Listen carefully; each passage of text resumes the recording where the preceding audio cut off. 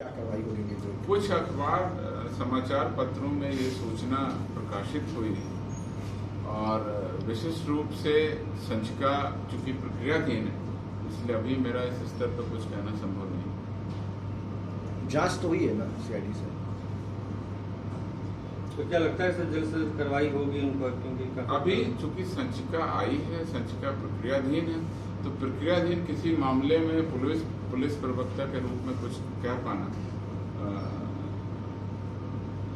Beyond jurisdiction भी होगा और मेरी जानकारी में भी नहीं। संचिका प्रक्रिया सर सवाल यही उठता है सर, बार बार आईपीएस अधिकारी पर इतनी लंबी क्यों खींच जाती है सर? मैंने पहले भी आपको कहा था, आप लोगों की जो दिलचस्पी थी मैंने बिल्कुल साफ कहा था और स्पष्ट रूप से कहा था कि भ्रष्टाचार का मामला हो या कोई और भी मामला हो, पुलिस कर्मियों पर जिसमें कि गजेटेड ऑफिसर भी संलिप्त हैं और नॉन गजेटेड ऑफिसर भी संलिप्त हो सकते हैं, सभी के विरुद्ध एक समान रूप से कानूनी रूप से तथ्यों के आधार पर, जांच रिपोर्ट के आधार पर और संबंधित पदाधिकारी का पक्ष जानकर के उचित कार्रवाई। मेरे पास में कुछ आंकड़ा है, मैं आपको खाली बताना चाह रहा हूँ। मैंने पिछले बार आपको बताया था, वो आंकड़ा इस प्रकार है। जनवरी में कुल हमारे जो विभागीय कार्रवाई चलती है पुलिस पदाधिकारियों पर, कर्मियों पर, उसमें वो संख्या थी 4228 और 26 सितंबर तक का आंकड़ा है। अभी सितंबर महीने का आखिरी हफ्ता का आंकड़ा नहीं आया, तो 26 सितंबर तक का जो आंकड़ा है वो संख्या घटकर 3643 रह गई। 643 मामले लंबित बचे हैं, मतलब 585 मामलों का हम लोगों ने ज्यादा डिस्पोजल किया। इस बीच में और भी लोग सस्पेंड हुए, इस बीच में और भी लोगों पर नई कार्रवाई शुरू हुई, परंतु उससे ज्यादा 585 लोगों पर हम लोगों ने निर्णय लिया। तो इस प्रकार से अब 3643 कार्रवाई। अब मैं आपको ये बताना चाहता हूँ, मेरे पास में कुछ आंकड़ा उपलब्ध है, कितने लोग पुलिस विभाग में डिसमिस हुए। तो मैं आपको बताता हूँ, 2019 में कुल 151 पुलिस पदाधिकारी डिसमिस किए, 151।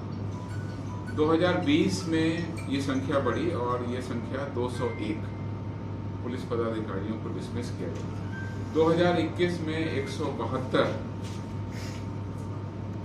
पुलिस कर्मियों को डिसमिस किया गया, जिसमें कि 2 इंस्पेक्टर, 31 दरोगा, 22 एएसआई एवं उसके इक्विवेलेंट रैंक, 7 हवलदार और 110 सिपाही शामिल थे। 2022 में 31/8 तक यानी 31 अगस्त तक 146 लोगों को डिसमिस किया गया।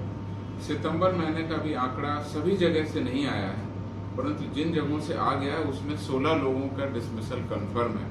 तो अगर इसको हम जोड़ दें तो 162 लोगों का डिसमिसल हो चुका है। अभी ये आंकड़ा बढ़ेगा क्योंकि सभी लोगों से अभी तक सितंबर का आंकड़ा कार्यालय में उपलब्ध नहीं है। पिछले वर्ष ये संख्या 172 है, तो इस बार 162 लोग ऑलरेडी डिसमिस हो चुके हैं। सितंबर महीने तक ये संख्या बढ़ेगी और अभी अक्टूबर, नवंबर और दिसंबर 3 महीने बाकी है। तो हम लोगों को उम्मीद है कि ज़्यादा से ज़्यादा पुलिसकर्मियों पर हम लोग उनके दोष, आरोप और आरोपों को जब सिद्ध किया जाता है तो उसके हिसाब से हम लोग कार्रवाई करते हैं।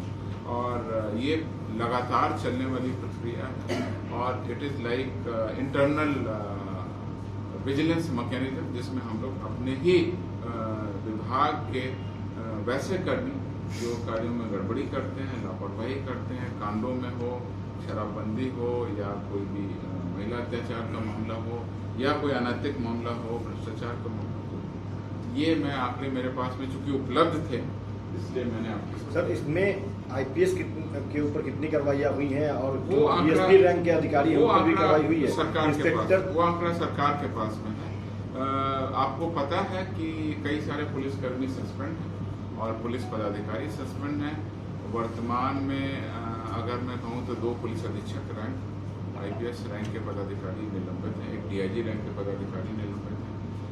पुलिस उपाधीक्षक रैंक के बहुत सारे कर्मी ईओयू ने जो अभियान किया था उसके बाद निलंबित है। वो संख्या चूंकि गृह विभाग मॉनिटरिंग करता है उनके इसमें संधारित होगा। और मैं केवल आपसे ये कहना चाहता हूँ कि पुलिस विभाग जहां एक और अच्छे कर्मियों को पुरस्कृत करती है। लगातार आपने देखा कि पुलिस वीक हो, उसमें पुलिस कर्मियों को सम्मानित किया जाता है, पुरस्कार दिया जाता है, या एनुअल पुलिस अवार्ड हो जिसको पहले सोनपुर मेला पुरस्कार बोलते थे, तो उसमें